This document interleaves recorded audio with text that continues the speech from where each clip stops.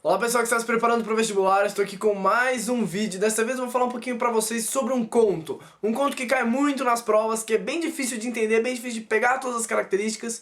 Vou falar um pouquinho para vocês sobre Amor, de Clarice Lispector.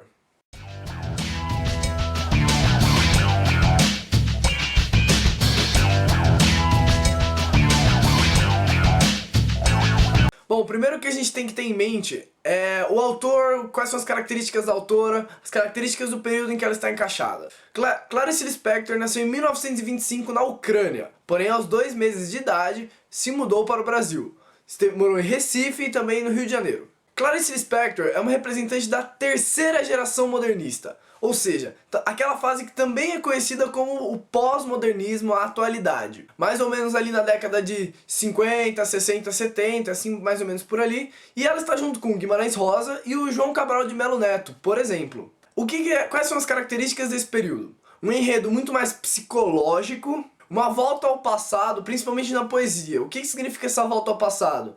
João Cabral de Melo Neto, outros poetas, eles vão buscar algumas características lá de trás. Metrificação, rimas, construção, análise da palavra. E a análise da palavra é uma característica principal. A estética, ela é muito mais estudada na hora de se escrever. Ou seja, esses autores eles vão procurar sempre uma pesquisa estética muito maior. Como desenvolver melhor esses textos. Vão tentar passar para as palavras todo o sentimento psicológico, todo o fluxo emocional. Outra questão que vai ser muito trabalhada também são os temas cotidianos. Agora, sobre a Clarice Lispector, a gente tem que ressaltar algumas coisas principais. Principalmente a palavra subjetivo e psicológico. A Clarice Lispector ela vai ter uma tendência muito mais intimista. Ou seja, vai trabalhar aqui dentro, sabe? Com pensamentos, com emoções, com o que a pessoa pensa, o que ela pode chegar, no que ela pode fazer, o que ela deixou pra trás, o que ela escolheu. O questionamento do ser e do estar vai estar muito presente na obra da Clarice. E é por isso que é caracterizado como um romance introspectivo. É um trabalho da personagem e a gente fica sabendo sobre ele. Então a característica psicológica e um fluxo psicológico, ou seja, um fluxo de pensamentos. Mais uma vez a ideia de temas cotidianos, porque isso tem muito a ver. Até nesse nosso conto que a gente vai ver daqui a pouco, a mulher tá andando, caminhando na rua, opa, viu alguma coisa, meu Deus. Putz, caiu numa reflexão que, meu Deus, vai ser difícil de você entender. Tenho certeza.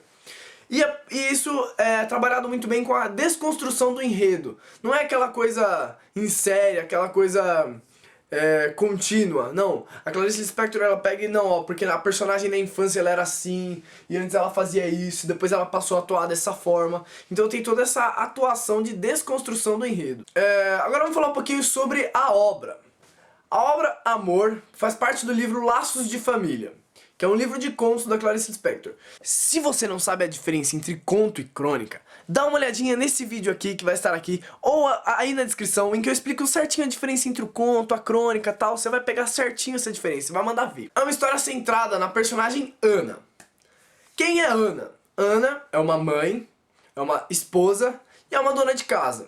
Mas acima de tudo, você tem que ter em mente que ela é essas 3 coisas, mas Ana não é ela mesma. Ela não é a mulher como Ana. Ela é mãe, esposa e dona de casa.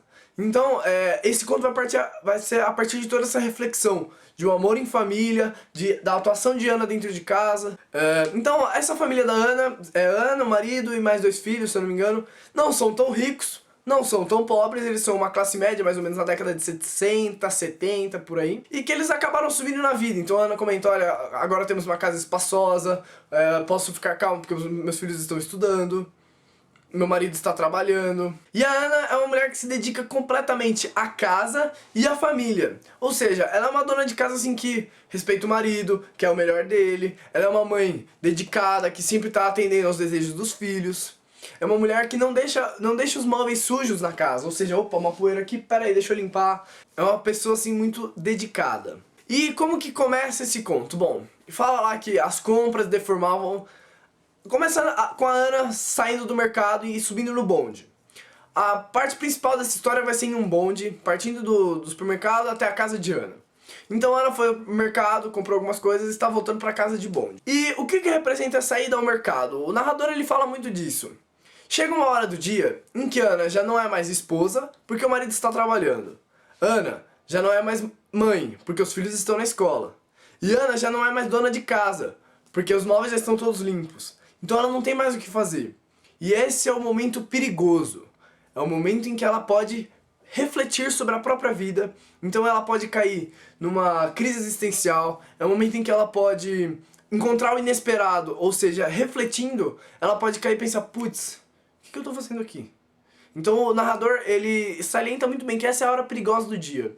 Eu acredito que seja aquele período da tarde, assim, que a mulher já limpou a casa, em que o marido tá trabalhando, não voltou ainda, os filhos estão na escola, e ela já, assim, não encontra uma função dentro desse universo em que ela se encaixa.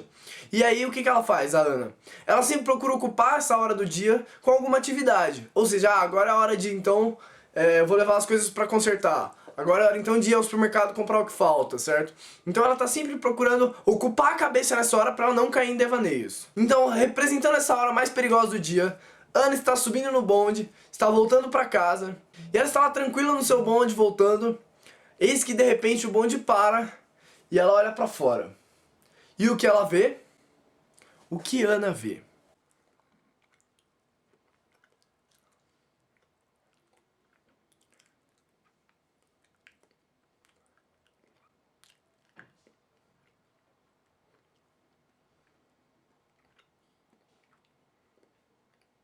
Ana vai ver exatamente isso. Um cego mascando chiclete. E eis que ela tem um mind blow.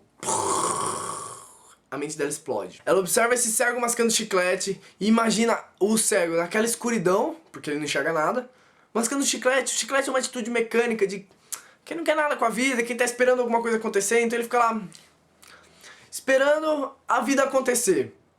E ela para e pensa, nossa, como ele tá num ciclo, né? Um ciclo assim, preso, porque aquela escuridão representa representa que existe uma falta de alguma coisa. E o mascar chiclete representa que assim, você tá de boa com isso, certo? Você tá nesse cotidiano, nessa coisa normal. E ela fica surpresa, ela cai em devaneios, assim, alguém à mercê da vida, um cego no meio da rua mascando chiclete, sabe? Como alguém que não quer nada, ou como alguém que não representa nada. E aí é que ela para e se pergunta, ele tá nessa atitude cotidiana, nessa atitude mecânica, repetitiva. Isso representa a mim mesma, é isso mesmo? E é que a Ana se pergunta, como assim? Como que esse cego mascando chiclete pode representar a mim mesma? A partir dessa análise de que atitudes cotidianas, atitudes repetitivas, que representam muito o que ela faz dentro de casa.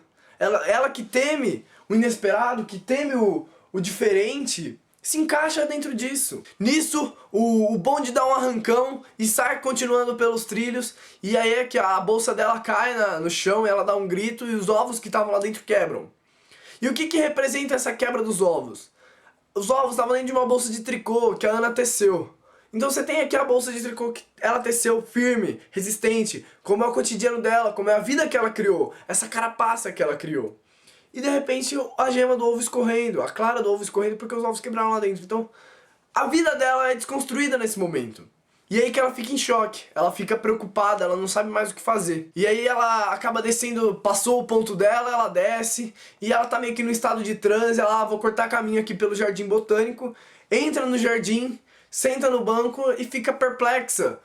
Porque ela tá num estado de transe muito sensitivo, então ela consegue sentir os animais, consegue sentir as árvores ao redor dela, refletindo sobre o papel dela na vida, o papel dela na sociedade, o papel dela dentro de casa, e ela olha sobre toda aquela podridão, e ela sente nojo, mas ela sente prazer. Então aí a Clarice vai trabalhar com muitas antíteses, muita coisa de contradição, e ela fica lá e as árvores parece que crescem ao redor dela, oprimindo, e riem dela, porque ela trabalha como um agricultor, ela trabalha semeando pro marido, semeando pro filho, semeando pra casa, e um trabalho incansável, e todos os dias trabalhando, e essas árvores crescem, essas árvores escarnecem dela, essas árvores riem e a jogam pra baixo. E aí depois a Ana acaba passando tanto tempo no jardim que pra ela sair ela tem que chamar o segurança pra ele abrir o portão, o guardinha ela abre o portão do jardim e ela volta pra casa. E ela chega em casa e ela se depara com o próprio filho, e ela fica chocada porque ao mesmo tempo que ela sente nojo, ela sente que ela não pode desistir daquela vida e ela não consegue se entender, certo? E aí depois ela tem que preparar todo um jantar, porque os parentes dela vão vir jantar. E tá um dia muito quente, então a Clarice salienta isso de que é como se fosse um momento de transe, um momento de mudança da personagem, que tá muito quente e ela perdida nos pensamentos. É completamente um fluxo psicológico, porque a partir dos pensamentos de Ana é que a gente vai descobrindo. Então se os pensamentos dela são confusos, o leitor fica confuso. Então é muito difícil você entender cada detalhe do que está se passando ali na cabeça dela. E aí, depois do jantar que ela tem, ela ainda tá um pouco aturdida, ainda tá um pouco abalada, ela vê o filho dormindo, ela já começa a se acalmar, já começa a voltar, e pam! Ela ouve um barulho na cozinha. É um estouro do fogão. Que o fogão deles não era tão bom, tal, e o marido tá lá preparando alguma coisa, comendo um lanche, um café, tá? E o marido meio que percebe essa perplexidade dela ainda. E ele fala, olha, eu estou com você, fique tranquila, que a vida vai nos ajudar, tal. E eles acabam se reconciliando, então ela aceita toda aquela carga que ela tinha como mãe, esposa e dona de casa, certo? Então você vê que Ana sai de um... Você vê o arco da personagem. Ana sai de um ponto em que ela tinha se encaixado, tem um ápice na hora que ela vê o cego, na hora que os ovos quebram, e ela passa por essa perplexidade, até que ela volta ao ponto em que ela partiu. Essa mudança, esse arco de personagem é muito interessante. E praticamente toda a ação é muito pouca. A maior parte do conto é a descrição do psicológico dela. Vamos fazer uma análise rapidinha que é para esse vídeo não ficar muito comprido. A gente então tem um foco principalmente subjetivo, principalmente psicológico, na cabeça dela. O narrador ele vai ser um narrador em terceira pessoa, onisciente, ou seja, ele vai saber tudo que ela tá pensando, tudo que tá se passando ao redor dele, mas é lógico que voltado para esse ponto principal da obra de Clarice, que é a reflexão do ser, a reflexão do estar, a reflexão do fazer, com um tempo psicológico, ou seja, toda a saída dela ao mercado, a saída dela voltando no bonde e tal, parece que dura muito mais tempo do que realmente durou. Entendeu? Apesar de que no Jardim Botânico ela se delonga por algumas horas, você não tem especificamente, olha, ficou 15 minutos lá, não. Você não tem certinho esse tempo, porque é muito voltado pros pensamentos. E é marcado principalmente pelas digressões. Por quê? Porque, como eu disse, todo esse arco, ele parte do momento em que ela entra no bonde e que vai dormir.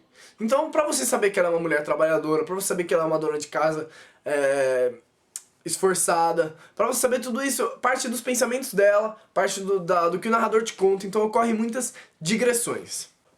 Bom, galerinha, espero que vocês tenham gostado e, por favor, se inscrevam no canal. Tem muita gente que tá assistindo os vídeos e não tá se inscrevendo no canal. Como assim, galera? Pode deixar seus comentários. Até mais.